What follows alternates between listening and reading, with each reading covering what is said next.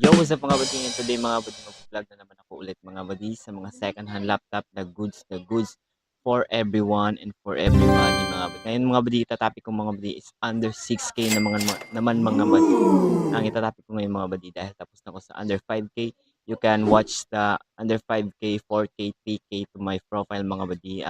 You can look mga buddy, nandun mga buddy sa mga latest video ko mga buddy na mga under 3K, 4K at 5K mga buddy. Ngayon mga buddy is under 6K mga buddy. Medyo marami to mga buddy kaya may part 2, part 3 pa to mga buddy na mga goods na gusto mga laptop. Kaya i-discuss lahat sila mga buddy and yung mga buddy and let's go. So ang unang laptop na i-discuss ko sa inyo mga buddy is itong Core i5 6th Gen na may 8GB RAM at 256 na SSD storage at 15.6 inches to siya mga plug and play, good for gaming, good for student, lalo na sa mga estudyante dyan na gustong bumili ng laptop na mura, gusto gusto.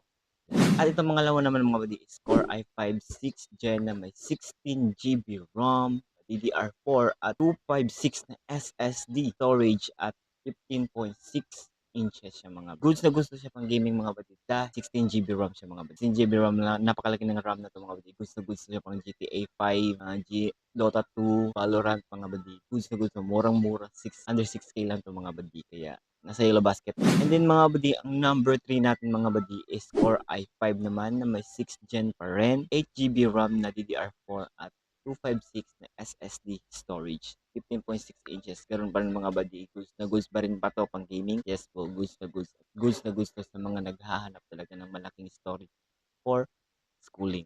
Yeah. And number 4 naman mga buddy is itong Core i5 na may 7 gen. 7 generation to siya mga buddy. And 8GB ROM na may 256 SSD. Karoon pa rin 15.6 inches pa rin siya mga buddy. Plug and play, ready to use laptop. Lahat camera built-in, goods na goods. MS Office lahat sila mga buddy ay installed na mga buddy. Itong number 5 natin mga buddy is Core i5 na may 5th Gen at 8GB RAM na may 128GB na SSD. 15.6 inches pa siya. Plug and play lahat mga buddy and goods to goods mga buddy. So yun lang itatopic ko sa inyo mga buddy na limang under 6K na mga laptop mga buddy. At sa next video mga buddy yung mga iba pang under 6K na mga laptop na goods for everybody mga buddy. Kaya don't forget na mag-follow sa akin, heart this video, comment ka lang mga buddy, and add to your favorite this video mga buddy. And see you in the next vlog. Bye-bye.